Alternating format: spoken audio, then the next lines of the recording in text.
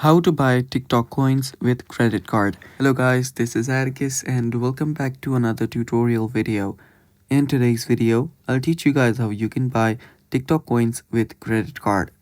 So without any further ado, let's dive right into it. So the first step here is you'll need to open up your TikTok. So open up your TikTok, make sure that you're logged in into your account. After that, you can head over to your profile that is on the bottom right corner.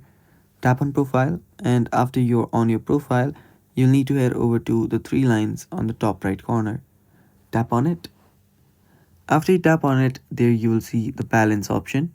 Tap on balance, and after you tap on balance, it will take you to this page right here that will show you your balance. So what you'll need to do from here is you'll need to tap on this option that says get coin. Tap on it. After you tap on it, you will see you can select how much coins you want to buy. You'll see the coins and their respective prices right below it.